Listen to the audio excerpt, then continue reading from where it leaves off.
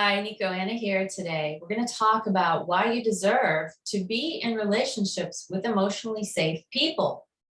Thanks for being here, and I hope that this channel is helpful to you. Before we get started, I was just going to ask you, if you haven't already, please subscribe and hit that notification button so you can get notified when I do new videos. So let's talk about deservedness. Now, many of you who are healing from being in a narcissistically abusive relationship are probably struggling with trying to create new relationships now.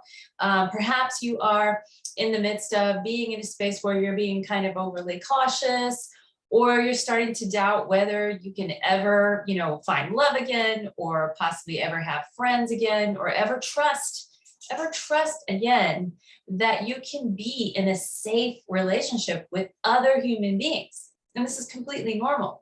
And what I want to say to you, if this is where you are right now, is that there's part of us that actually still, a little part of us hopefully, that still doesn't necessarily believe we actually deserve this. We don't always believe that we deserve to be in relationships with emotionally safe people. Now, before we kind of unpack that deservedness part, let's just talk about what it means to be emotionally safe. What's an emotionally safe person? Well, we can say for sure that when we're talking about narcissists, they're not emotionally safe people because they're not being honest with you about how they feel and think about you. So you can't really trust that what they say is okay is actually okay. You can't trust that when they give you a boundary, that boundary is actually their real boundary. So that's really an unsafe space to be in when a person that you're in a relationship with doesn't really know their parameters and moves the parameters constantly as to what they expect from you and what's appropriate and what's not appropriate in your relationship. So sometimes it can seem like they want you really close, and maybe they give you like special privileges, intimacy in any form, as far as knowledge about what's going on with them. And then maybe you think you're kind of in, and then all of a sudden one day they're just ghosting you, or they're acting like something's none of your business. They don't share something really important. Maybe they share it with someone else that you thought they weren't as close to, and you find out later and you're like, well, why wouldn't you share that with me? So there's just all this really messed up head stuff going on where, your status with the narcissist isn't what you thought it was. And that's not emotionally safe. There's another reason why they're not emotionally safe, and that's because it can be really volatile. Now, this can show up like a number of ways. It can show up in like explosive anger, which is the most obvious kind of volatility. It can also be brooding, someone that seems sullen and sulking and withdrawing, but that's still volatile. The volatility is all inside. So people that are brooding and sullen, or people that just are explosive and you never know when they're going to explode, they're not safe because you're walking on eggshells around them. You're trying to navigate their discomfort or their issues. And so then you just never know if it's safe to just show up as yourself with what's going on with you in your life, how you're feeling that day. You in your center and them in theirs. No, that's not going to happen because, first of all, they don't even know where their center is. And second of all, they don't actually see the boundary between you and them. So likely they're going to be projecting onto you anyway. It's just not safe. It's not a safe space to be in. The other thing that can happen a lot of times in the narcissistic relationship is that, you can actually feel like, it's safe to say certain things. It's safe to share certain things, about yourself or how you're feeling. Maybe you might feel like sometimes you can express that you're there if you're in disagreement. So basically, if it's safe to have conflict with people, and what I'm talking about is healthy conflict, then that's a pretty emotionally healthy relationship. But with narcissists, it's never safe to have a problem with them or to call them out on something they did that wasn't right. It's just not okay. And so anytime you do this, anytime you bring up something that could be a conflict between you and this person, it's always going to be your fault. You're always going to be being unreasonable or too sensitive or attacking them. And they're always going to make themselves the victim. So they're not going to take responsibility for any conflict they might have been causing with their behavior or whatever it is they're doing. That's just not an emotionally safe place to be, because the thing is, truly emotionally safe relationships really are going to have conflict. I mean, if you're in a relationship that's completely conflict free, it's probably not going to have much of a dynamic. It's not going to be very deep. Most relationships that are authentic and go deeper do require sorting out a little bit of conflict sometimes, because two human beings are sometimes going to have conflict. But the way you approach it is, you approach someone from an authentic place, meaning, this is how I'm feeling about this thing between us. And then you discuss it. You say what you feel, and then you listen to them, and they say what they feel, and you work it out.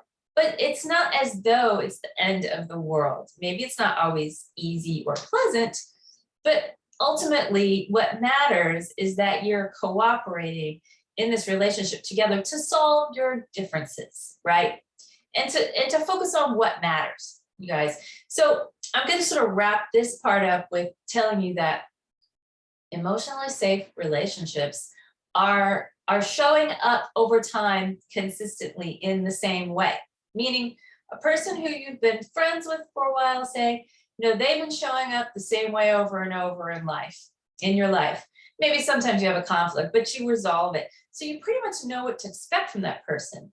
And eventually you can really sort of, you can know the outcome of most things that happen between you and this person. So you can count on it, right? You can count on it to be emotionally safe, and you can count on that person to judge that relationship with an overview, meaning you can count on them to be viewing you as a person that shows up for them over time a certain way. Like, basically, this person has always cared about me. They've always been there for me when I needed them, the most, because we can't always be there for everyone all the time. But in general, you could maybe say that about a friend of yours. This person's been there when I really needed them. And then they could say that about you. And then that's how they view the relationship. They view it from the overview and not from specific incidences. But what narcissists do is they focus in on one moment in time, and maybe they focus in on a detail and something that happened between you two. And they say, well, you really hurt my feelings, or this thing you did was really wrong. And, they're holding a grudge. And then they'll make a judgment about you based on that one interaction, even if you've been showing up for years, for this person, having their back and being their friend or being their spouse or whatever it is with this relationship. And then something happens and they put you in the role of the villain. They say, you've done this to me. They blame, they project, all based on something really small in a very large scale of time. And that's how they operate. And it feels like a betrayal. It's not a healthy way of being. It's a very toxic way of being. So that's how I'm going to wrap this sort of comparing emotionally safe and not emotionally safe. So with that being said, the last part is about deservedness. So let's just talk about, when you were a child, probably, and you were in a family system, and probably it wasn't a very healthy family system. Otherwise, you wouldn't have been in a relationship with a narcissist. And, it doesn't mean that you were in a system that had narcissists necessarily. Maybe you were. But the fact of the matter is that you probably developed a pattern where you felt like it was your job or it was your responsibility to sort of take care of people that weren't emotionally stable, people that couldn't stabilize themselves, people that didn't feel safe within, they didn't have their own center. So as a way to cope with this situation, children will definitely take on the role of trying to make everyone feel safe, trying to make everything okay so they can feel safe, because that's natural. They're like, okay, I'm going to take care of these people who are trying to take care of me. They're not stable. So I'm going to go out there and I'm going to make them better. I'm going to twist myself into a pretzel, and I'm going to do whatever I can to make everybody feel okay so I can be okay, because I need them to take care of me. That's how codependency starts. So if you're in this pattern, then what happens is you sort of get this sort of idea that, like, oh, well, it's my duty to be around people who are kind of emotionally unstable. Like somehow, I don't deserve to just not have to work really hard to manage other people in my life, right? Emotionally safe people take care of themselves, right? They handle their issues, they have boundaries, and so do you. And that's why it's so wonderful to have them in your life, because it's not completely emotionally draining to be around them. It's not like taxing, you know that you can count on them to take care of their problems and issues. And so that's the part that we want to work on, is like, okay, well, how much do I really truly believe? And this isn't intellectual, but it's like in the inner child or in the body somatically. How much do you really believe you deserve to be only in emotionally safe relationships where you don't have to do a lot of work to make other people feel safe and to make other people stable, and where there's a really great give and take? And it's just an amazing feeling to be in this relationship. Like, you feel supported, you feel stable, you feel someone's got your back. You've got these incredible connections, with these authentic connections where you can just show up as yourself and feel completely safe all the time.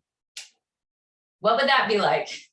So I just want to invite you to just consider, how much do you really truly believe you actually deserve that? And you might be surprised. You could do a little exercise and you could just say out loud, I deserve to be in emotionally safe relationships all the time. And you just tune into that statement and then ask yourself, when you say it, just tune in and say, how true does that really actually feel when I say it out loud? And then you can just use a scale from 0 to 10, 0 being it doesn't feel true at all, to 10 being absolutely that's true. And just tune in and see what number you get.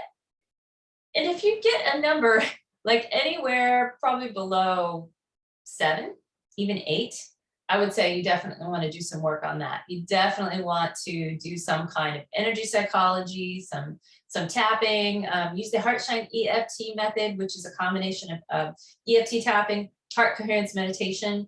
And so I would recommend that you look around that and start getting your level of deservingness up to like a 10 or above, meaning I totally deserve this in my life, because you totally do. It's your birthright. And it's absolutely where you're headed. Thank you so much for joining me today. I hope you enjoyed this video, and we'll see you really soon. Bye-bye.